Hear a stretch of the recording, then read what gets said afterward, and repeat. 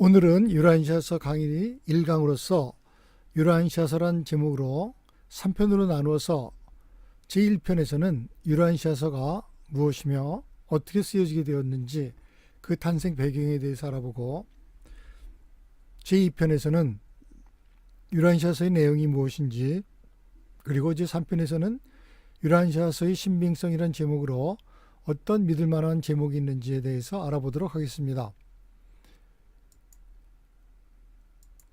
먼저 1편 유라인시아서가 어떻게 쓰여져서 책으로 나오게 됐는지 살펴보도록 하겠습니다. 유라인시아서란 무엇인가? 유라인시아서는 2097쪽에 방대한 책으로서 하나님의 본성과 인격에 대한 해묵은 질문에 명쾌한 답을 보여주고 있는 책입니다. 그리고 이 책은 우리가 예수라고 부르는 존재가 이 땅에 오기 전에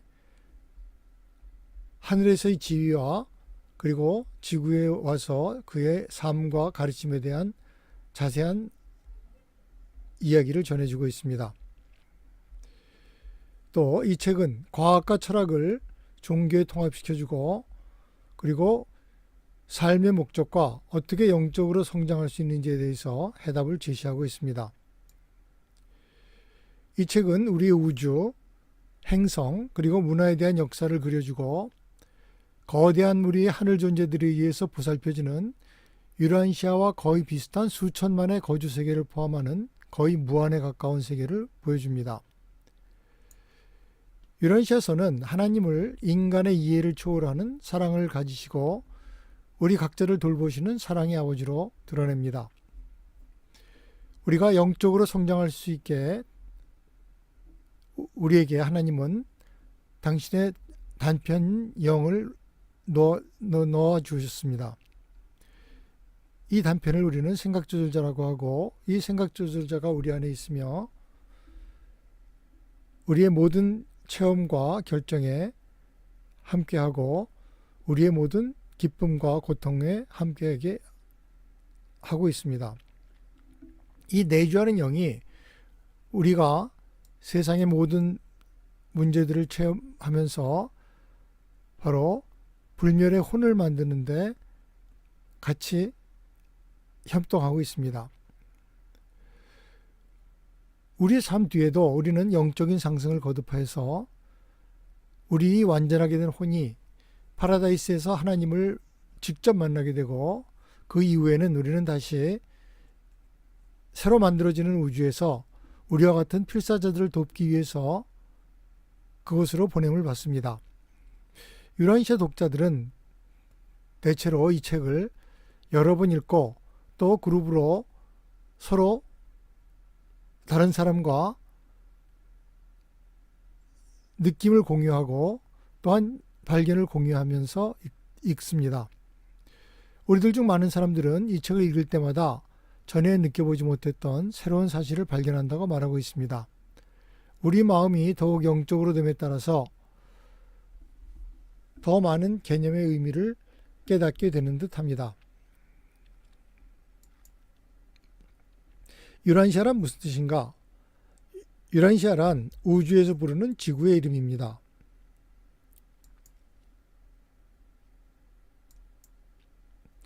유라인시아서는 누가 썼는가?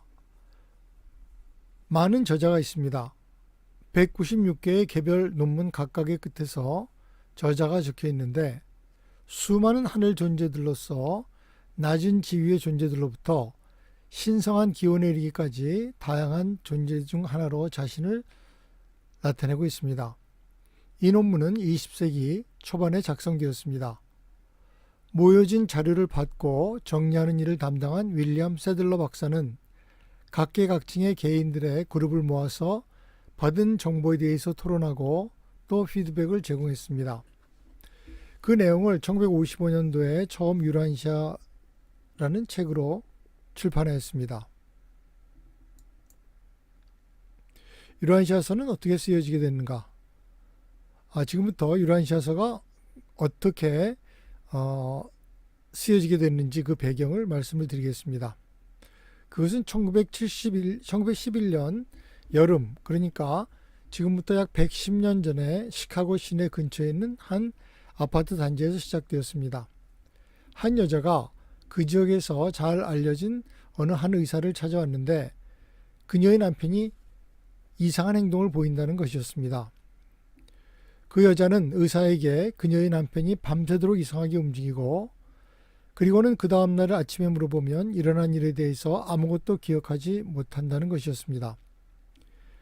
이런 이상한 행동이 지속되었을 때 그 여자는 그녀의 남편이 일종의 정신적 또는 육체적인 질병을 앓으면서 고통을 받고 있을지도 모른다는 두려움을 가지고 마침내 그녀의 근처에 사는 의사에게 도움을 청하기로 결정을 내렸습니다. 그 의사의 이름이 세들러 박사였었는데 그는 시카고 지역에서 잘 알려지고 명망이 있는 마침 그 지역에 살고 있는 의사였습니다. 어느 날 세들러 박사는 그 잠자면서 이상한 행동을 하는 사람이 다시 그런 행동을 보였을 때 진료 요청을 받게 되었습니다. 세들러 박사는 그 사람을 조사하고 그 사람의 행동을 치료하는 과제를 맡게 되었습니다. 이 치료와 연구가 결국 20여 년 동안에 걸쳐서 이루어지게 되었습니다.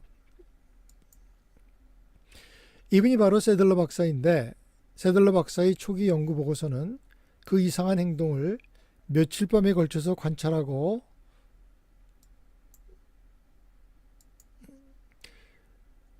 있는 동안 그의 환자는 자면서 일어나 앉기도 하고 돌아다니기도 한다고 말하고 있습니다. 어떤 때는 그 환자가 관찰하고 있던 의사에게 원래 그 사람의 목소리가 아닌 목소리로 말을 하기도 했다고 합니다. 세들러 박사에 의하면 그 대화의 주제는 그 환자가 전혀 알지도 못하고 또한 전혀 관심도 없는 그런 것들이었고 다시 말해서 어떤 영적인 것들이었다고 합니다. 어떤 특별한 시간 밤새도록 세들러 박사는 그의 환자에게 질문을 했습니다.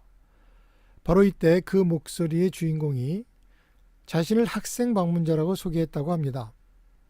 몇 년에 걸쳐서 긴 밤 시간 동안 관찰하는 의사와 잠자는 사람과의 대화가 계속되었습니다. 그 당시에 미국에서는 환영적 현상의 중개 행위, 다시 말해서 죽은 사람의 영혼을 불러내어서 중개인을 통해서 얘기하는 것이 상당히 유행했었는데 세들러 박사는 이런 영혼이나 초자연 현상에 대해서 극도로 의심을 갖고 있었습니다. 세들러 박사는 그러한 것들이 일종의 정신현상이라는 것을 일관되게 설명하는 것으로 유명했습니다. 그런 정신현상 혹은 초자연적인 현상을 설명하는 데조차 그는 아주 조예가 깊었던 사람이었지만 세들러 박사는 이 특별한 남자가 보여준 이상한 행동을 설명할 수가 없었습니다. 여기서 이 상황에 대해서 세들러 박사가 직접 쓴 글을 하나 보겠습니다. 이 케이스를 아주 자세히 연구한 결과 나는 이것은 보통의 최면 상태와는 다르다는 것을 알게 되었다. 잠자는 것이 아주 자연스럽게 이루어지는 듯 했고 아주 깊게 잠이 들었다. 그리고 지금까지는 그가 이런 상태에 들어갔을 때 그를 한 번도 중간에 깨울 수가 없었다. 그러나 몸은 전혀 굳지 않았고 심장의 활동은 전혀 변하지 않았으며 가끔씩 호흡이 현저하게 방해를 받았을 뿐이었다. 이 사람은 극도로 무의식이었고 무슨 일이 일어나고 있는지 전혀 알지 못했다. 그리고 그 결과에 대해서 말하지 않는 한 그는 외부 행성에서 왔다고 주장하는 존재들이 들어오고 나가는 일종의 통신수단으로 사용되었다는 것을 전혀 몰랐다. 18년 동안의 관찰 기간 동안의 대화 안에서 한 번도 자신이 어떤 죽은 인간의 영혼이라고 주장하지 않았다. 기록되어진 그 대화나 우리가 들을 기회가 있었던 그 대화는 우리 세상을 방문하기 위해서 다른 행성에서 왔다고 주장하는 수많은 계층의 존재들에 의해서 만들어졌다. 이 대화들은 나아가 여러 가지의 임무를 위해서 이 행성에 배치되었다고 주장하는 영적 존재들과 계속 이루어졌다. 세들러 박사는 이루어진 대화에서 드러난 지식의 깊이와 범위에 이끌게 되었습니다. 그런 대화 동안에 세들러 박사는 그 피조사자에 대해서 현재 벌어지고 있는 일에 대해서 좀 심각하게 받아들이라는 말과 진정한 질문을 좀 해보라는 말을 듣게 되었습니다. 그때 세들러 박사는 매주 비공식적인 친교 모임을 그들의 시카고 집에서 열었었는데 바로 이 사진이 그 모임 포럼의 멤버들이 야유의 사진입니다.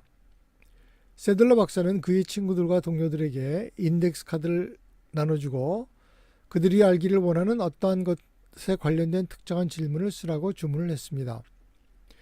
세들러 박사는 심지어 그의 동료들이 어떤 식으로든지 그의 조사자가 대답하는 것이 불가능한 질문을 하도록 권하기조차 했습니다. 이런 식으로 그는 그 환자가 단순히 설명 가능한 일종의 정신적 장애를 나타내고 있다고 결론적으로 보여주기를 원했습니다.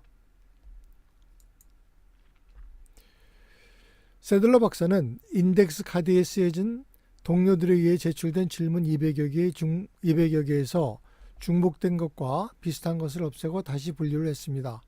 그리고 그것들을 집으로 돌아가기 전에 그의 사무실 금고 속에 보관하였습니다. 몇 주 뒤에 그 환자의 부인이 세들러 박사와 그의 부인을 찾아와 가급적 빨리 그녀의 집으로 와주기를 청했습니다. 그 두 의사가 도착했을 때 그들에게 한 뭉치의 손으로 쓴 노트를 보여주었습니다. 그것은 상당히 두터운 분량의 종이들이었었는데 모두 손으로 쓰여져 있었고 바로 세들러 박사와 그 그룹의 회원들이 제시한 바로 그 질문들이자 그가 그의 사무실 금고 속에 잠궈놓고 보관하던 그 질문에 대한 직접적인 대답이었습니다. 세들러 박사는 어떻게 그가 어떤 질문도 보지 않은 채로 무슨 대답을 쓸 수 있었을까 하였지만 어쨌든 그 조사자가 그 글을 썼으리라고 생각할 수밖에 없었습니다. 그리고 종이 위의 글씨의 필체와 환자의 필체를 비교하는 분석이 이루어졌습니다. 조사 후 결론은 그 환자가 그 글을 쓰지는 않았다는 것이었습니다. 그리고 환자의 부인의 필체도 거기에 일치하지 않았습니다. 그 그룹에 의해서 제기된 여러 가지 질문들에 답하는 많은 양의 보고서들이 1925년부터 1942년까지 계속적으로 나타났습니다. 모두 다 손으로 쓰여진 형태로 세들러 박사에게 구체적인 방법이 드러나지 않는 알지 못하는 방법으로 나타났습니다. 세들러 박사는 종이에 손으로 쓰여진 글들을 타이핑하게 시켰고 그의 그룹의 회원들에게 검토를 위해서 배부했습니다. 주마다 열리던 그 모임은 이제 바로 우리가 지금 유란시아서라고 알고 있는 그 글들을 읽고 연구하는 과정으로 집중하게 되었습니다. 주제는 신, 힘, 에너지, 우주론, 과학, 역사, 철학, 그리고 종교에 대한 서술과 설명이었습니다. 그 후에 곧 하나의 포럼이 세들러 박사에 의해서 조직이 되었는데 그 포럼은 계속해서 새로운 질문을 작성했습니다. 매주마다 포럼에서 만들어진 질문을 담은 노트가 세들러 박사의 서재의 금고 속에 남겨졌습니다. 그러면서 며칠 뒤에 새로운 답변들이 나타났습니다. 수년 동안 이런 교환이 계속되었는데 매번 이런 손으로 쓴 답변들이 나타났고 매번 이 모임에 참여하는 그룹들에 의해서 제시된 질문과 논평에 확장한 대답을 내놓았습니다. 몇 년 후 이 사건들을 설명하기 위해 쓰여진 그의 개인적 노트에서 세들러 박사는 말하기를 만약 그 답변들 속에 어떤 불일치라도 있었더라면 400명으로 늘어난 회원 중에서 누군가 찾아냈을 것이라고 말했습니다. 첫 번째 글들이 나타나기 시작한 때부터 1935년에 마지막 글이 접수될 때까지 전체 196개의 주제로 된 독립된 글들이 손으로 쓰여진 형태로 나타났습니다. 이 글의 총 부피는 예수의 삶과 가르침을 하고 한 번에 한 책으로 나타나서 모두를 놀라게 한 그 마지막 보고서를 포함하여 2097페이지나 되었습니다. 더 이상의 보고서가 나타나지 않고 타이핑 작업이 완성되었을 때 세들러 박사는 1942년에 이 게시 문서의 출판을 위해서 필요한 일을 시작하라고 하늘 존재에 의해서 지시를 받았다고 합니다. 세들러 박사와 그의 부인 레나는 이 보고서 모음의 타이핑과 인쇄를 위한 자금 모집의 과제를 시작했습니다. 그리고 그 출판은 1955년에 이루어졌습니다. 바로 마지막 보고서가 나타나고 거의 20년이 지난 뒤였습니다. 이렇게 시간이 많이 걸린 것은 맞춤법, 문법, 구두점, 타이핑 등을 검토하고 그리고 적절한 종이의 선택과 저작권의 확보, 자금의 모집, 그리고 인쇄소의 선택 때문이었습니다. 세들러 박사는 그러한 글을 쓰기 위해 필요한 지식의 범위로 말미암아 그 글은 도저히 인간이 만들어낼 수 있는 것이 아니다라고 믿었음을 고백했습니다. 세들러 박사는 결코 내키지는 않았지만 실제 하늘 존재가 이 글, 바로 유란시아서를 저술하고 이 글을 출현시켰다고 믿고 죽었습니다.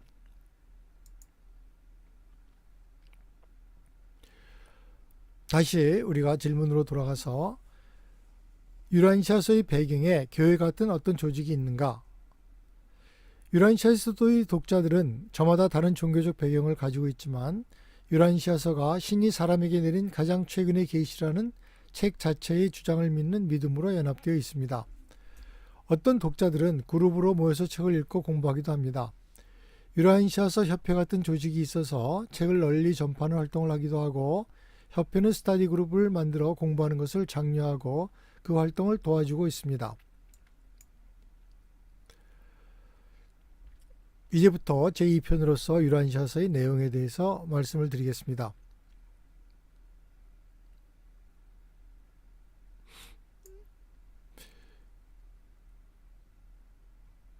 유란시아서는 말하기를 모든 종교는 개인들이 서로 교제하며 그들의 개인적인 영적 경험을 다른 사람들과 나누고자 하는 데서 비롯되었다고 합니다. 유란시아서는 자신의 독특한 인격과 하나님 체험에 기초한 개인의 종교를 강조합니다. 유란시아서는 모든 종교들이 나름대로 중요한 진리를 갖고 있고 무엇인가 다른 종교에 기여할 것을 갖고 있다고 주장합니다.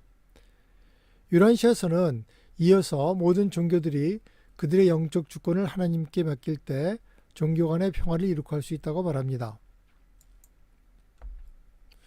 유란시아서의 가르침을 받아들이기 위해서 나는 나의 종교를 바꿔야 할까? 유란시아 책 어디에서도 그들이 이미 선택한 믿음을 버려야 한다는 말은 없습니다. 책의 내용이 오직 진정한 종교에 대한 더 큰 이해와 감동을 선사할 것이라고 말합니다. 많은 독자들이 유란시아서를 공부하고 오히려 기존의 그들의 각자의 신앙에 더욱 신실하게 참여하고 있습니다. 유란시아서는 죽음 이후의 삶에 대해서 무엇이라고 말하고 있는가? 이 책의 저자들은 우리가 죽은 뒤 더 높은 존재로의 여행을 함에 따라 우리를 영적으로 지적으로 성장시켜 우리의 내적 완전에 이르도록 하는 우리의 모험적 여행이 얼마나 흥미있고 감동적이 될지 상세한 내용을 전하고 있습니다. 우리는 죽음 이후 곧바로 하늘 낙원에 가지 않습니다. 하나님의 계획은 이보다 훨씬 더 웅대합니다. 우리가 그러한 최종 목표를 이루기 전에 우리는 많은 것을 경험하고 많은 성장을 경험하게 될 것입니다. 더 중요한 것은 파라다이스와 아버지에 이르는 것이 끝이 아니라는 것입니다. 그것은 우리의 성장과 경험과 봉사의 새로운 장의 시작이라는 것입니다. 여기에 대한 유란시아서의 글을 하나 보겠습니다. 필사자 생존 계획에는 실용적이고 가치 있는 목표가 있다. 너희는 단지 끝없는 축복과 영원한 안락을 누리기 위해 이 모든 신성한 수고를 하고 고된 훈련을 받는 것이 아니다. 현 우주시대의 지평선 너머에 초월적 봉사의 목표가 숨겨져 있다. 신들이 단지 한 번의 길고 영원한 기쁨 여행으로 당신들을 데려가려고 계획했다면 온 우주를 그렇게 크게 하나의 광대하고 복잡한 실습학교로 만들고 전체 창조의 상당 부분을 교사와 강사로 충원하고 이 거대한 우주체험 훈련학교를 통해 너희들을 한 사람씩 인도하는데 장관 세월을 보내지는 않았을 것이다. 필사자 진보 계획의 추진은 현재 조직된 우주의 주요 사업 중 하나로 보이며 창조된 지성의 무수한 계층의 대사수는 이 점진적 완성 계획의 어떤 단계를 진전시키는데 직접 또는 간접적으로 관여하고 있다. 유란시아서 48편 8장 3절. 이 책의 가르침 중 독특한 것은 무엇인가? 유란시아서의 몇 개의 파트는 아주 독창적이며 기존의 지식에 대해서 완전히 새로운 개념이거나 새로운 접근을 하고 있습니다. 아마도 가장 특이하고 새로운 개념은 최상 하나님이라고 부르는 신의 개념일 것입니다. 이것은 실제로 신이 우리와 같은 체험적 존재로서 진화한다는 개념이며 이 신은 완전을 향해 진화하고 있습니다. 우리의 모든 행동, 생각, 그리고 결정 중 영적 가치가 있는 것은 최상 하나님의 진화에 실제적인 기여를 하는 것입니다. 여기서 중요한 것은 최상 하나님이 완전을 달성하기 위해서 이 땅 그리고 또 다른 곳의 전 인류 가족들이 기여가 필요하다는 것입니다. 이 관점에서 보면 이 삶에 있어서 우리 행동에 커다란 의미가 있고 우리는 다른 사람들에게 영적 영향을 끼치기 위해서 우리의 몫을 충실히 하고자 열성적이 되게 합니다. 이 책이 우리 세계의 현 상황에 대해서 무엇인가 이야기해주고 있는가? 물론 있습니다. 우리의 현재 물질 만능주의와 그리고 세속화된 사회의 문제에 대한 진단과 가능한 새 해결책을 제시하고 있습니다. 이 책의 저자들은 우리의 종교적 제도 안에 존재하는 분파주의의 이유와 세계 화합의 길로 가는 데 필요한 단계를 보여주고 있습니다. 이 책이 우리에게 어떠한 의식이나 교리 혹은 실천 같은 것이 필요하다고 하는가? 유란시아서는 진정한 종교를 하나의 개인적 체험으로 여기고 있습니다. 그런 체험들의 표현이 그것을 표현하는 사람 수만큼 다양할 수 있다고 합니다. 예배나 개인적 교제에 있어서 우리의 개인적 실천은 우리가 성장함에 따라 같이 진화하겠지만 독자들이 그들의 개인적 종교를 어떻게 경험하고 표현하는지에 대한 정해진 형식 같은 것은 없습니다. 유란시아서의 독자들은 우주에서의 우리의 위치를 보여주는 유란시아서의 놀라운 가르침에 따라 살고자 하는 진정한 소망을 느낍니다. 이 깨달음이 우리로 하여금 더 많은 사랑, 기쁨, 선함, 친절을 행하게 만들고 자신의 통달을 향해 정진하게 만듭니다. 나아가 많은 독자들은 자신 안의 영의 확장을 체험하기 위해 많은 종교에서 하듯이 명상, 예배, 음악, 예술, 그리고 기도 같은 것을 활용합니다. 유란시아서는 기독교의 한 분파 혹은 기독교 성경의 확장으로 볼 수 있을까? 유란시아서는 기독교 신약 성경에서 제시한 예수의 가르침과 소명을 더욱 확장시키고 있지만 기독교의 어떤 교리, 예를 들어 희생과 대속과 같은 교리와는 의견을 달리합니다. 유란시아에서는 예수는 우리 지역 우주를 창조하고 이끄는 파라다이스의 창조자 아들로 이야기하고 있습니다. 성경은 다른 복음은 없다고 하는데 어떻게 유란시아서가 진실일 수 있을까? 진정한 진리 탐구자는 성경과 유란시아서 사이의 핵심 진리에는 어떤 모순도 발견하지 못할 것입니다. 유란시아서의 독자들은 누구인가? 유란시아서를 발견하고 고귀하게 간직하는 사람들은 모든 배경, 모든 경제적 계급, 국적, 민족들을 포함합니다. 어떤 사람들은 혼자 읽기를 좋아하고 어떤 사람들은 다른 독자들과 오랜 세월 깊은 유대를 가지며 같이 읽습니다. 비록 유란시아서의 내용에 깊이 공감하여 유란시아서의 가르침을 따르면서 많은 사람들의 그들의 삶을 크게 변화시켰지만 유란시아 독자를 정의할 수 있는 간단한 방법은 없습니다. 유란시아서는 영감을 받아서 쓴 글인가? 유란시아서의 저자들은 그들의 글이 예전에는 인간들에게 알려지지 않은 내용, 다시 말해서 계시라고 말하고 있습니다. 책의 내용을 완성하는 과정에서 계시자는 말하기를 될 수 있는 대로 많은 인간의 개념을 사용해서 내용을 전달하고자 노력했으며 그들이 전달하고자 하는 내용이 인간의 개념에 존재하지 않을 때에만 계시적인 정보를 사용했다고 하고 있습니다.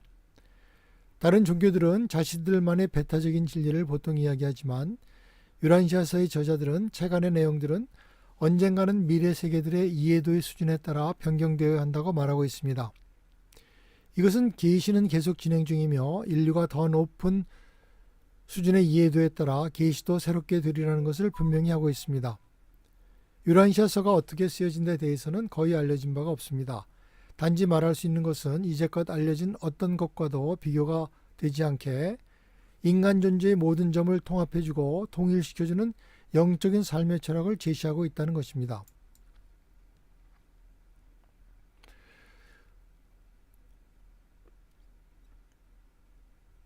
수천 수만의 사람들이 유란시아서의 높은 사고와 표현의 내용이 인간이 창작할 수 있는 수준을 현저히 뛰어넘어서 있다고 결론을 내리고 있습니다.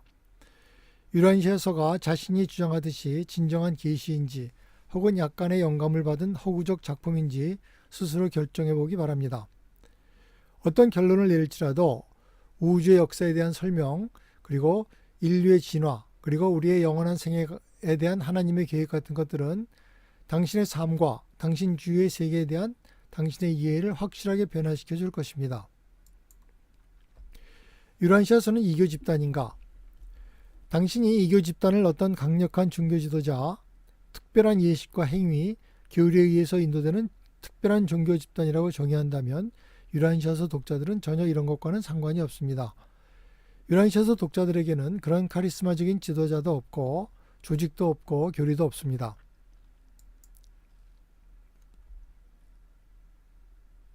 유란시아서는 2000페이지가 넘는 방대한 분량의 내용에 거의 모든 분야, 인류학, 철학, 과학, 지리학, 신학, 생물학, 물리학, 화학 등 말할 수 없이 많은 주제를 다루고 있지만 또 그리고 그 내용은 놀랄만한 통찰과 진리를 품고 있지만 그 핵심을 요약하자면 아래와 같이 7가지로 정리할 수 있습니다. 첫째, 하나님은 인간 존재에서 가장 위대한 체험입니다. 우리들 모두는 하나님을 체험할 수 있습니다. 그 이유는 우리가 모두 하늘 아버지의 자녀들이기 때문입니다. 우주 아버지는 무한의 지리적 중심인 파라다이스에 그의 신성한 협조자인 영혼 아들과 무한영과 함께 거하시며 이 세 분이 나누어질 수 없는 삼위일체를 이루고 있습니다. 우리는 아버지가 자녀를 창조하여 그와 함께 존재를 나누고 그를 알고 그를 사랑할 수 있고 그와 함께 헤아릴 수 없이 광대한 창조에 동참하도록 세운 정교한 계획에 따라서 영혼 속에 존재합니다. 둘째, 우리가 하나님을 믿고 하나님에게 신뢰를 가지면 우리는 모두 영원한 삶을 받을 수 있습니다. 하나님에게 자신을 모두 바치는 사람들은 파라다이스로 가는 길고 보람찬 상승을 하기 위해서 부활합니다. 그 파라다이스에서 우리는 이 모든 것을 가능하게 해주신 하나님의 실제적 현존 앞에 마침내 서게 되고 일정한 시간 뒤에 우리는 그가 만들고 있는 새로운 우주에서 봉사하기 위해서 보냄을 받습니다. 셋째, 사랑은 우주에서 가장 강한 힘입니다. 우리는 예수님이 우리를 사랑하듯이 서로를 사랑하도록 요청을 받습니다. 진리와 아름다움과 사람에 대한 고귀한 인간적 가치가 하나님에 대한 가장 높은 우리의 이해를 구성하지만 하나님은 무엇보다도 첫 번째로 사랑의 하나님이십니다. 넷째, 우리들 모두 안에 하나님의 실제적인 단편이 들어와 있습니다. 지구의 우리 삶의 궁극적인 목표는 우리 안에 내주하는 생각 조절자와 완벽한 조율을 맞추는 것입니다. 이 생각 조절자는 실제로 모든 개인의 마음속에 아버지의 사랑이 체현된 하나님의 영입니다. 신성한 이 조율은 우리가 하나님의 선함과 인도하심을 믿고 따르고 지구의 우리 형제들에게 이기심을 버린 봉사로 스스로 나타낼 때 일어납니다. 아버지에 대한 신실하고 끊임없는 기도와 예배는 우리의 생존을 확실하게 만드는 하나님과의 살아있는 연결을 만듭니다. 다섯째, 우리는 질서 있고 지적이고 진보하는 우주 안에 살고 있습니다. 우리 태양계의 행성들은 약 45억 년 전에 한 우주 시스템에 접근하던 태양에서 물질들이 중력에 의해서 떨어져 나가고 그것이 다시 태양의 궤도에 잡힘으로써 생겨났습니다. 5억 5천만 년 전 유란시아의 상태는 생명이 시작할 정도로 진화했습니다. 그러자 천상의 생명 운반자들이 조상이 되는 생명의 불꽃을 낮은 바다에만에 이식하였습니다. 생명 유지자에 의해서 주의 깊게 돌봄을 받은 뒤 이 생명의 잠재력은 식물과 동물의 생명으로 진화했고 이런 진화는 약 100만 년 전에 원신이 나타남으로써 절정에 이르게 되었습니다. 우리는 우연이 아니라 아버지의 장대한 계획의 일환으로 창조 진화되었으며 앞으로 영혼을 통해서 아버지와 함께 이 정밀한 우주를 경영하도록 창조되고 초청을 받았습니다. 여섯째, 인간의 삶에는 신의 뜻이 있습니다. 우리의 행성의 역사에는 의미가 있고 우리의 현재 상황에도 가치가 있고 우리의 미래 세대들에게는 희망이 있습니다. 우리의 희망은 이 행성의 삶을 시작으로 긴 여행 뒤에 마침내 온전하게 되어 파라다이스에 이르고 아버지를 만나고 아버지의 일을 맡아 다시 우주로 보냄을 받는 것입니다. 일곱째, 유란시아서의 핵심 진리 중에 가장 중요한 진리는 바로 살아있는 예수의 신앙을 가지는 것입니다. 세상에서 가장 중요한 지식은 예수의 종교적 삶을 이해하는 것입니다. 가장 중요한 영적인 과제는 우리가 예수의 신앙으로 살아가는 것입니다.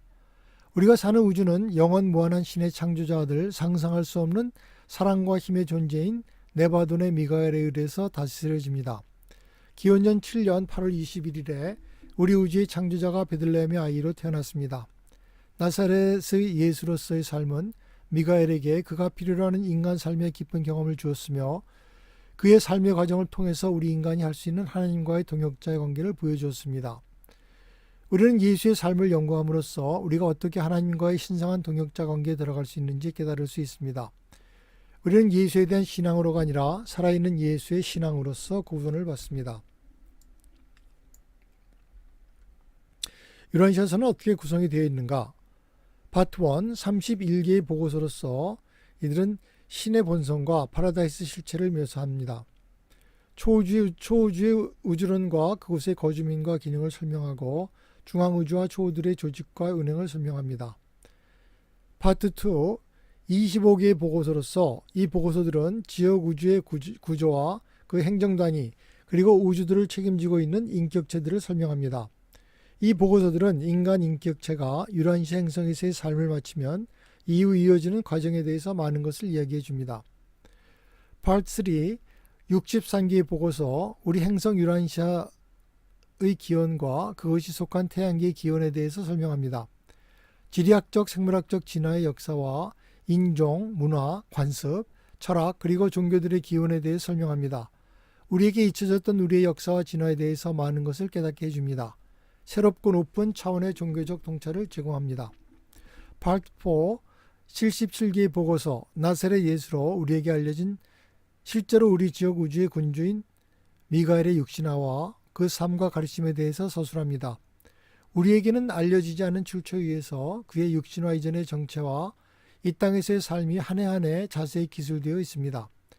우리는 그의 가족생활, 종교적 성장, 그의 아버지의 죽음 등 알려지지 않은 많은 사실들을 접하게 됩니다. 그리고 기적이라고 여겨지는 사건들의 실상을 알려줍니다. 현재는 비록 기독교란 형태 속에서 희석되고 타협된 형태로 남아있지만 예수의 가르침을 다시 재조명해 줍니다. 인간에 대한 그의 위대한 사랑을 다시 일깨워주고 진정한 예수의 철학과 종교를 밝혀줍니다. 예수의 종교는 역동적이고 고무적이며 사람을 고상하게 만들고 현 시대에서도 적용될 수 있는 높은 가치를 재해석해냅니다. 이 책에서 우리는 다른 어떤 출처에서도 얻을 수 없는 삶에 대한 근본적 조망과 개인적 철학을 얻을 수 있으며 간단히 말해서 유란시아서는 우리에게 이 생애에서 찾을 수 있는 진실과 실체에 대해서 알려주고 우리의 육체의 기능이 작동하는 한 기꺼이 열정적으로 삶의 경험을 통해서 지식을 얻고 기꺼이 가치 있는 체험을 추구하여 이렇게 삶과 연관된 지식은 우리의 지혜가 됩니다.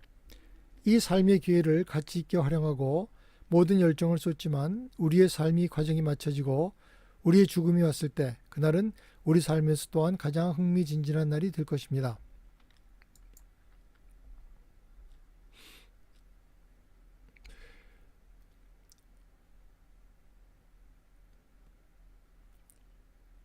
유란시아서의 중요 내용에 대해서 말씀을 드리겠습니다. 첫째, 하나님. 우주의 하나님은 우주의 영원한 창조주이시며 통제자이시고 무한한 유지자가 되시고 모든 인격체들의 근원이시며 운명이 되십니다. 하나님이 없이는 어떠한 실체도 존재하지 않으며 존재하는 어떤 것도 의미가 없습니다. 하나님은 살아계신 사랑이시며 우리를 친히 알고 또 우리가 알 수 있는 한 인격이십니다. 하나님은 우리 가운데 거하시며 그 안에서 우리가 또 살아가며 우리가 존재합니다. 둘째, 우주. 은하계에는 수많은 사람 사는 행성들이 있으며 수십억 년에 걸쳐 문화를 이룬 행성들이 있으며 완전한 중앙우주와 진화 중인 유란시아 같은 행성들은 모두 영원한 하나님의 거처인 파라다이스를 돌고 있습니다. 셋째, 우주와 인생의 목적. 거의 무한할이 많지 많은 우주의 모든 영역에 대해서 하나님은 분명한 목적을 가지고 있으며 그 위의 모든 창조물에 대해 하나하나의 명확한 계획을 가지고 계십니다. 인간은 바닥에서부터 시작해서 오랜 기간의 믿음과 봉사를 통해서 우주들을 거쳐서 올라와서 어느 날에는 파라다이스에서 하나님과 함께 있게 됩니다. 미래의 새 시대에는 하나님은 우리를 현재 창조 중에 있는 새로운 우주에서 봉사하도록 우리를 보내실 것입니다. 넷째, 영생. 하나님은 우리를 각자를 위해서 제한이 없는 성취와 영혼에 이르는 계획을 가지고 계십니다. 하지만 이 계획을 받아들이느냐 아니냐의 여부는 전적으로 우리의 선택에 달려 있습니다. 하나님은 우리에게 자유의지를 주셨으며 우리는 하나님의 계획을 전부 또는 일부를 우리 스스로 받아들이거나 거부할 수 있습니다. 하나님은 우리의 결정을 존중하시며 우리가 자멸의 길을 선택하더라도 우리의 결정을 존중하실 수밖에 없습니다. 장소로서의 지옥은 존재하지 않고 생명의 길을 거부한 사람들은 사후에 단순히 소멸됩니다. 하나님은 우리 모두를 사랑하시며 모두가 영생하기를 바라시지만 그는 이미 우리에게 우리 자신의 운명을 결정할 특권을 허락하셨습니다. 다섯째, 인간 내부의 빛. 우주 아버지는 우리들 각자에게 우리의 마음에 와서 거하는 그의 영의 본신을 주셨습니다. 그리고 그가 우리를 영생으로 인도하십니다. 어떤 사람의 일생의 목표가 온전히 순수하고 그의 믿음이 온전하면 그는 영적으로 이 신성의 조절자와 결합하고 영원히 하나님과 하나가 됩니다. 그러한 결합은 보통 우리가 육체를 벗은 사후에 일어나며 이는 끝없이 계속되는 영혼을 향한 순례의 시작이 됩니다. 여섯째, 믿음. 우리가 신성한 본질에 참여하는 자가 되는 것을 보증하는 것은 하나님의 약속에 대한 개인적인 믿음입니다. 우리는 우리가 가진 것과 우리 자신을 모두 기꺼이 하나님께 드릴 수 있어야 하고 우리의 헌신은 무조건적이어야 합니다. 믿음이 영생을 얻는 데 치르는 값입니다. 일곱째, 의롭게 됨. 하나님을 사랑한다고 하면서 아직 높은 도덕과 윤리의 수준에 따라 살지 않은 사람은 자신을 속이는 사람입니다. 흠없이 온전한 삶은 하나님께 자신을 바치는 삶에서 필연적으로 오는 결과입니다. 우리가 의롭기 때문에 구원을 받지는 않지만 우리는 하나님을 사랑하고 그의 뜻을 따라 행하기를 원하시기 때문에 하나님이 주시는 가치 있는 삶을 기꺼이 삽니다. 여덟째, 영적 변화. 하나님을 발견하는 이전의 방식은 자신을 억압하고 복종하는 모든 규칙을 엄격히 지키는 데 있었지만 새로운 방식은 우리는 먼저 진리의 영으로부터 변화되고 그 결과 우리의 혼이 계속적으로 영적으로 새롭게 되어 하나님의 온전한 뜻을 실행할 수 있는 힘을 부여받고 확신에 차서 기쁜 마음으로 그 뜻을 따라 행하는 데 있습니다. 아홉째, 신과 인류는 한 가족. 우리는 모두 하나님이 만드신 수없이 많은 존재가 속한 우주 가족의 일원입니다. 우리는 모두 서로 형제와 자매가 되며 따라서 서로 모든 영향을 주고받습니다. 어떤 구성원의 선한 행성도 전 가족을 앞으로 나가게 하며 어떤 구성원의 실패는 우리 모두를 후퇴시킵니다. 열 번째, 형제를 향한 봉사. 영적인 변화는 필연적으로 우리의 동료인 인간들에 대한 봉사로 나타납니다. 우리는 이 지구를 하나님이 의도했던 대로의 장소로 만들기 위해서 그의 동역자가 됩니다. 다른 사람들에 대한 봉사와 동떨어져서는 인생은 의미가 없어지고 성취할 것이 없어집니다. 11번째, 예수의 성육신. 유란시아서는 전체 분량 2097쪽의 거의 3분의 1을 예수의 생애와 가르침에 대한 기술로 할애하고 있습니다. 아마도 이 부분이 이 책의 가장 큰 의미를 보여주는 부분이 될 듯 싶습니다. 이 책은 예수를 하나님의 아들로서 우리가 사는 우주를 직접 창조하신 것으로 밝히고 있습니다. 이 우주에는 많은 수의 예수와 같은 하나님의 아들이 존재하며 이 아들들은 다른 우주에서 예수와 같은 역할을 맡습니다. 하지만 우리에게는 이 지구의 나사렛 예수로서 성육신한 하나님의 아들이 결정적인 우리의 창조주가 됩니다. 그는 우리와 같이 이 지구에서의 삶으로서 자신의 피조물의 삶을 더욱 이해하고 자비로운 군주가 되기 위해서 이 땅에 왔습니다. 여기에 있는 동안 그는 이 세상의 자녀들을 향한 하나님의 아버지의 사랑을 인류에게 드러내 보여주셨습니다. 유란시아서는 진정한 계시서인가? 여기에 대해서 유란시아서의 신빙성에 대한 증거들을 알아보도록 해보겠습니다.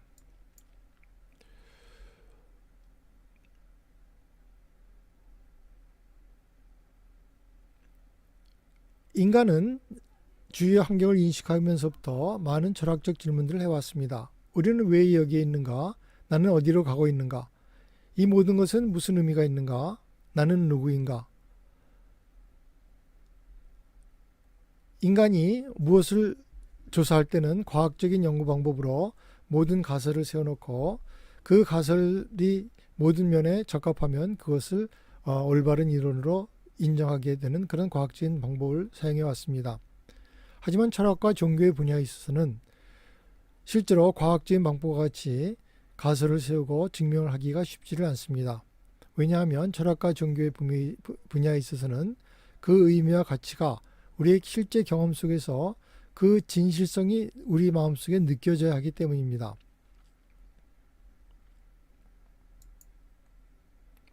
하지만 역사에는 우리에게 많은 선지자라고 불리는 많은 사람들이 나타나서 이런 새로운 진실, 다시 말해서 가정을 보여주고 많은 사람들을 감복시키고 새로운 종교의 경지로까지 발전시키고 문명의 발전에 심대한 영향을 미쳤음을 보여주고 있습니다.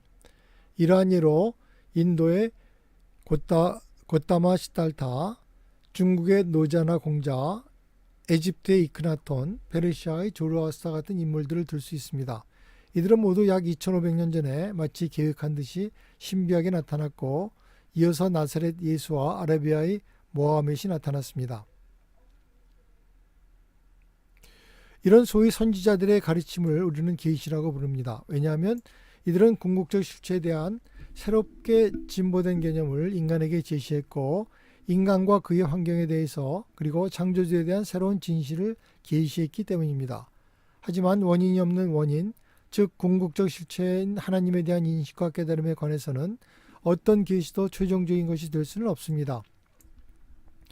인간의 지적 영역이 확장됨에 따라서 이런 확장과 지식의 괴리에 긴장이 발생하고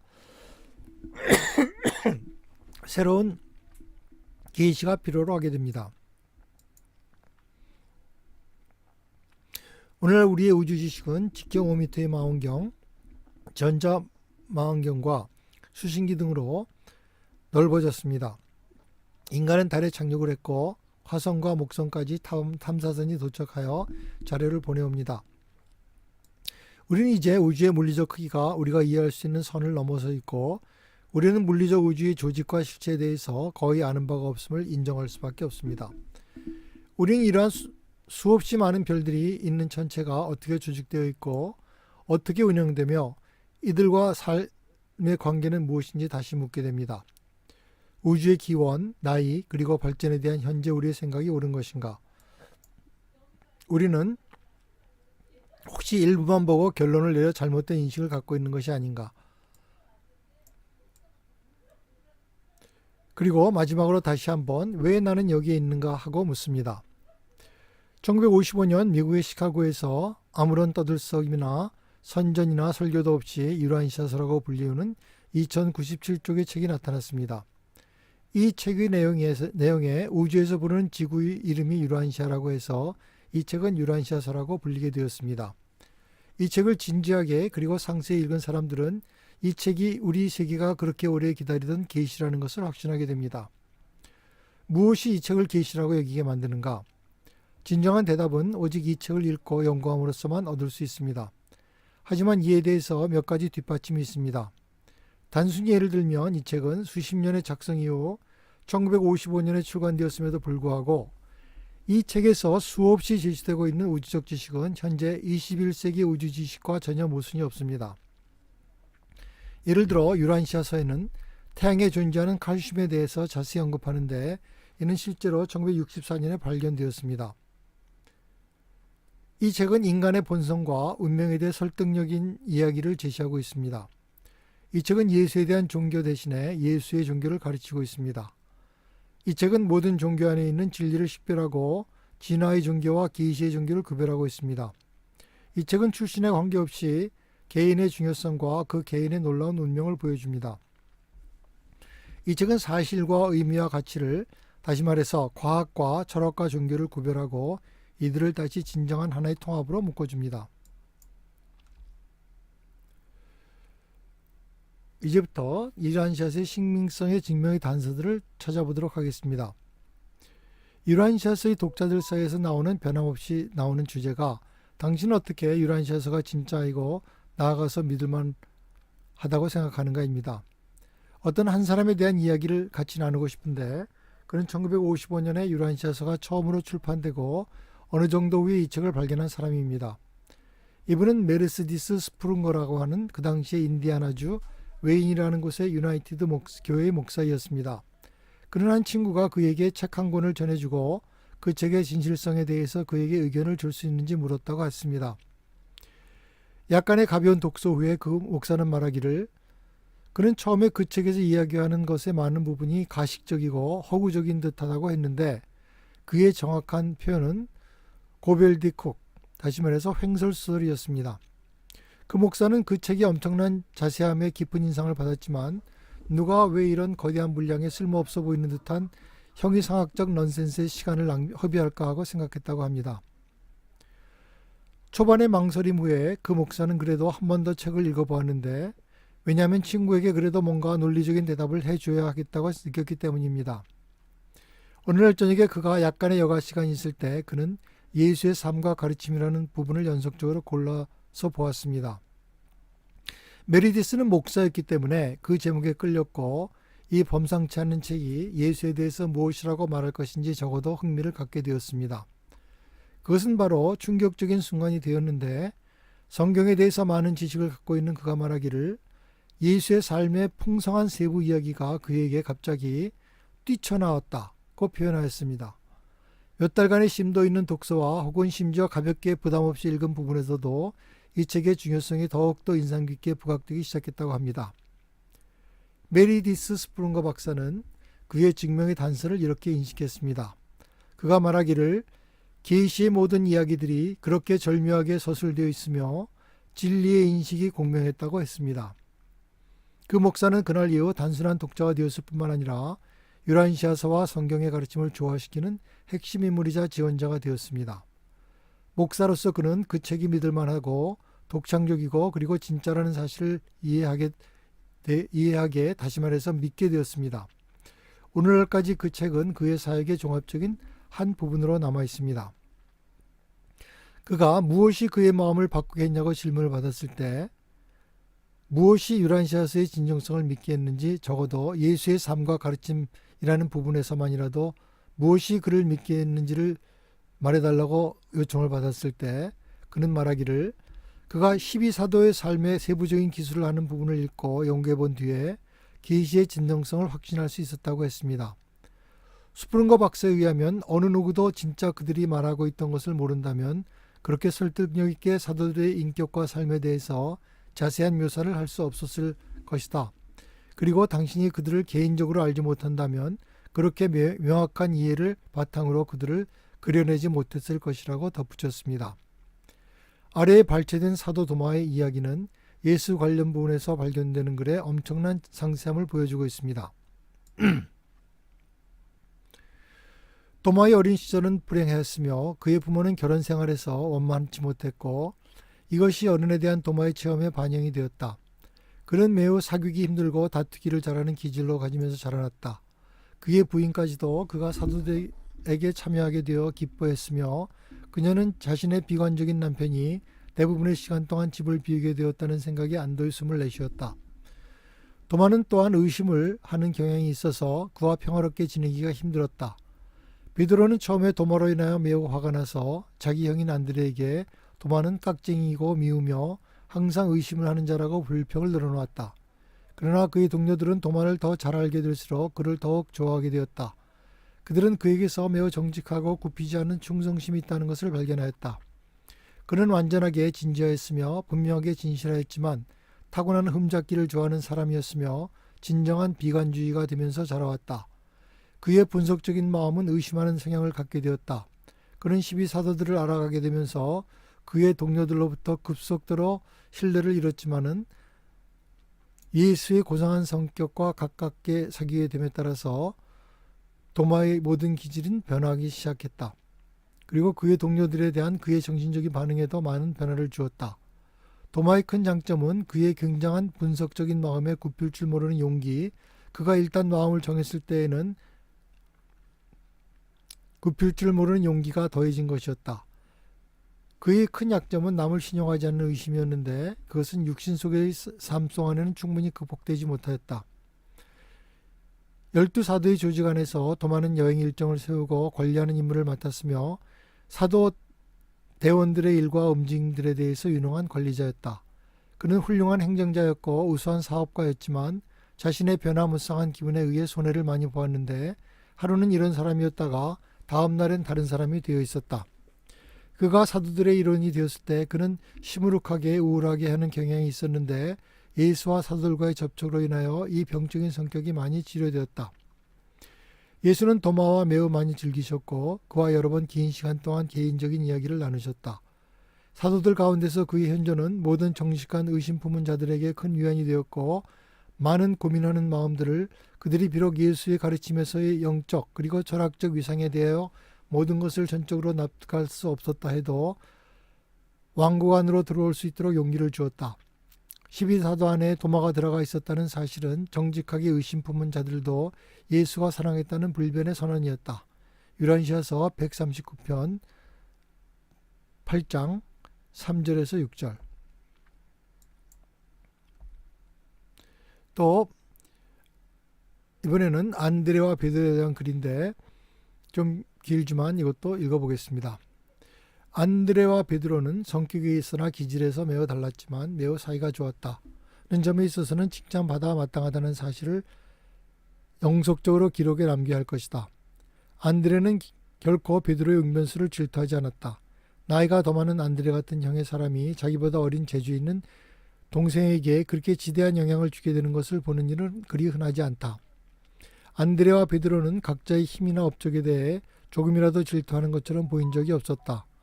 오순절의 늦은 밤에 주로 베드로의 열광적이고 영감 있는 설교를 통하여 2,000명의 혼들이 왕국에 들어오게 되자 안드레는 자기 동생에게 다음과 같이 말하였다. 나는 그렇게 할 수 없지만 그렇게 할 수 있는 동생을 가져서 기쁘다. 거기에 베드로가 이렇게 답변하였다. 형이 나를 주에게 데려오지 않았다면 그리고 꾸준히 나를 주 앞에 붙잡아주지 않았다면 나는 이런 일을 하지 못했을 것입니다.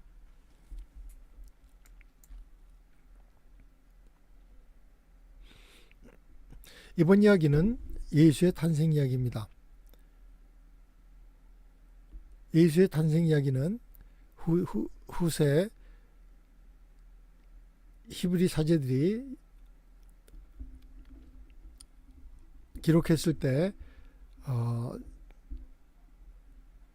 앞뒤 상황을 맞춰서 예수에 맞게끔 그렇게 설정을 한 것이라고 생각이 됩니다.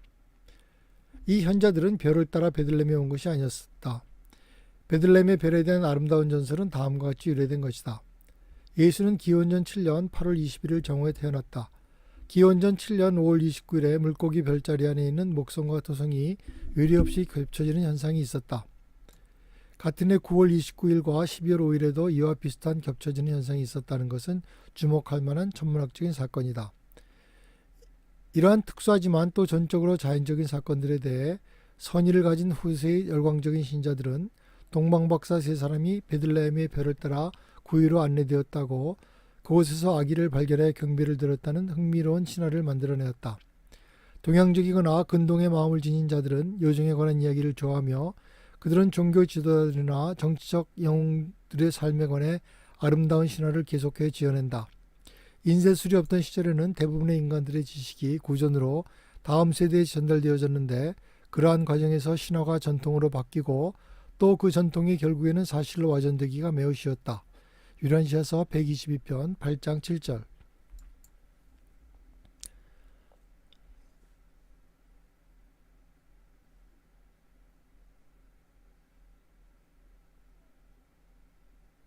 이번에는 네안데르탈인에 대한 유란시아서의 이야기입니다. 2003년 다시 말해서 유란시아서가 쓰여지고 거의 58년 뒤에 2003년에 스미소니안 잡지의 조 알포라는 기자가 네안데르탈인에 대해 조사를 했었는데 그때 나온 이야기와 50년 전에 쓰여진 유란시아서의 내용과의 유사성을 살펴보기를 바랍니다. 알포가 조사한 바로는 오랫동안 고생물학자들은 네안데르탈인을 효율적인 연장을 쓰기에는 지능이 떨어지고 서투른 존재로 여겨져 왔으며 그들이 사냥을 조직적으로 해서 몫을 분배하다든지 할 수 없다고 생각해왔다. 하지만 최근의 연구는 그들이 예술적인 물체를 조각할 정도로 독창적이고 언어를 발명할 정도로 충분히 현명하다고 제안하고 있다. 연구자들은 지금은 새로운 발견 덕분으로 그들이 고도로 지적이고 그들이 여러 다양한 생태학적인 지대에 적응할 수 있고 그렇게 되기 위해서 고도로 기능적인 연장을 개발할 수 있는 능력이 있다고 믿게 되었다. 그들은 상당히 많은 것을 성취하였다. 알포는 이때 고고학적으로 발굴된 어떤 것들은 조각의 연장으로 사용된 것으로 보이는 다듬어진 술록의 뼈들을 포함하고 있었다. 그리고 네안데르탈인에게는 존재하지 않다고 여겨지던 죽은 자를 묻는 관습을 가리키는 임시적인 무덤도 발견되었다. 이것이 2003년에 조 알프라는 기자가 조사한 내용인데 유란시아에서는 이렇게 쓰여 있었습니다. 네안데르탈인은 뛰어난 전사였으며 그리고 그들은 폭넓게 여행했다. 그들은 점차로 북서 인디아의 산악 지역으로부터 서쪽으로는 프랑스까지 동쪽으로는 중국까지 그리고 심지어는 북아프리카까지 내려갔다. 네안데르탈인에게는 술록은 음식으로 의복으로 그리고 연장으로 아주 유용했다. 왜냐하면 그들은 뿔과 뼈를 여러 가지 용도로 사용했으며 나무 손잡이에 붙인 부싯돌도 사용되었으며 도끼나 수시개 같은 것으로도 사용되었다. 발견된 다른 연장들도 손잡이가 있거나 나무로 된 손잡이에 달려 있었고 근처의 부싯돌이나 석영의 산지 근처에서 전형적인 형태의 석기들이 발견되었다.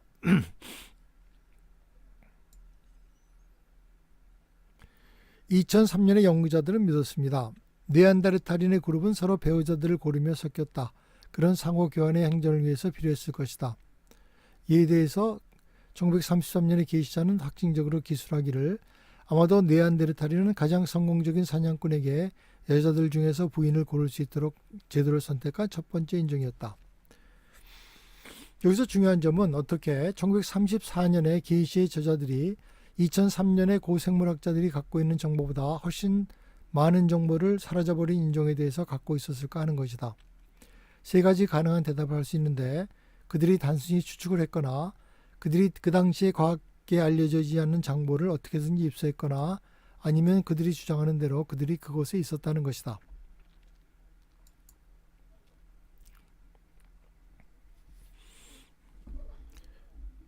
필립 칼리브리스라는 유란시아 독자로서 이 사람은 무엇을 조사했냐면 유란시아서가 저작될 당시에는 알려지지 않거나 또는 인정되지 않았던 그런 과학적인 사실들이 현재 와서 인정되게 된 그런 사실들을 조사해 보았습니다. 물론 많이 있지만 여기서 몇 가지만 들어보도록 하겠습니다. 첫째, 필트다운맨이라는 것은 인간 화석의 일종으로 1912년과 17년에 사라져버린 연결고리인 화석으로 그렇게 알려지게 되었던 것입니다. 하지만은 이 화석은 거짓 증거로 어떤 그 인류학자가 만드는 그런 인위적인 조작물로서 거짓으로 판명이 났습니다.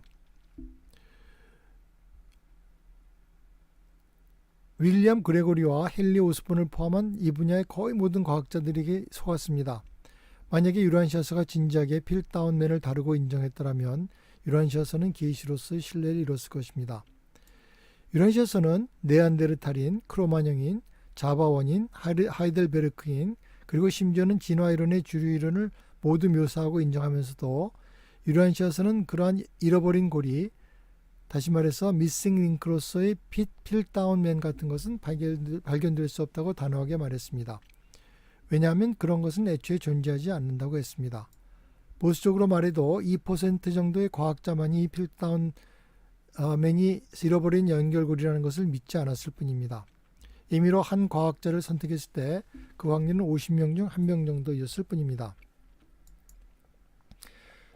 둘째는 판기아 이론으로서 알프레드 베게너의 1920년대의 단일 대륙판 이론으로서 하나의 판이 쪼개져서 떠다닌다는 이론이었는데 1929년까지 거의 대부분의 학자들에게서 배척을 당했고 1950년대 후반과 60년대에 들어와서 인정을 받게 되었습니다. 1950년대까지 베게너의 대륙 부유설은 단지 소수의 지질학자들에 의해서만 지지되었습니다. 아마도 임의로 선택했을 때의 지지 확률은 20명 중에 한 사람도 되지 않았습니다. 하지만 유란시아서는 이 이론을 올바른 이론으로 받아들였습니다. 셋째는 판구조학으로 대륙의 충돌 시 판끼리의 가로막음이 산들을 만들고 움직임이 지진을 만들고 간헐적인 충돌 융합이 계속된다고 나오는데 이 이론은 일반적으로 동시대의 과학자들에게는 받아들여지지 않았던 것이라서 이 입장을 취한 과학자는 아무리 관대하게 보아도 두 사람 중 한 사람이 되지 않았습니다. 셋째, 수천만 개의 은하수로서 새로운 우주의 전체 지도가 현재 1955년 이전에 유라시아스에 의해서 이루어진 대담한 예측을 확인시켜주고 있습니다. 3억 7,500만 정도의 은하수가 먼 외부 우주에 존재한다. 단지 1990년대에 와서야 우리의 과학자들은 유라시아스가 1955년에 이야기한 사실들을 확인하고 해주고 있습니다. 이 책은 거대한 규모의 반지 구조의 우주가 텅 빈 공간에 의해서 분리된 상태로 은하수의 주위를 돌고 있다고 예언했습니다. 1950년 5년도에 이렇게 옳게 묘사한 기록이 인간 저자들에 의해서 선택되었을 가능성은 100분의 1도 되지 않습니다. 다섯째, 적색 편의로서 유라시아스는 거대한 적색 편의에 대해서 그것이 발견되기 몇십 년 전에 예언을 했는데 후퇴의 속도가 초당 3만 마일이 넘는다고 했습니다. 그렇지만 이것이 우주가 널리 분리되어 나가는 것은 아니라고 했습니다. 윌슨 산과 라스 캄파니아 전문대의 알란 샌드지가 제공한 자료에는 은하수는 현재 후퇴 속도가 초당 6만 1000km, 초당 3만 7900마일이고 빛의 5분의 1 속도라고 했습니다. 비록 허블이 적색 편의 양이 선형의 거리와 관계가 있다는 것을 발견했지만 유라시아스에 묘사된 그렇게 큰 적색 편의는 유라시아에서 역시 예언된 새로운 망원경이 발견되기 전까지는 보이지 않았었습니다. 어떤 과학자도 새로운 망원경으로 그렇게 큰 적색 편의가 보여질 것이라고 예언한 사람은 거의 없었습니다. 그들이 궁금해하고 있었을 수는 있습니다. 그러나 유라시아스는 단호하게 숫자적으로도 정확한 예언을, 그것도 그렇게 큰 적색 편의는 거대한 폭발인 빅뱅과 연관이 있을 것이라는 논쟁이 한참이었을 때 했습니다. 인간의 저자가 그런 예언을 할 확률은 5분의 1도 되지 않습니다. 여섯 번째, 중성 미립자. W. 폴리가 1931년에 중성자를 예언하고 E. 페르미는 이를 1934년에 자신의 원자 감소 이론에 통합시켰는데 그것들은 실제 1959년까지 관찰되지 않았습니다. 그러나 유라시아스는 단호하게 그들의 존재를 어떤 작은 전기를 띠지 않는 입자로 확인했고 그것들의 역할을 보여주었고 그런 모든 입자들은 중력에 반응하고 있다고 무게를 갖고 있다는 사실을 발견했고 이 사실이 그들의 표준 이론을 모두 수정시켰습니다. 인간 저자가 이런 온전한 입장을 취할 수 있는 확률은 기껏해야 4분의 1도 되지 않습니다.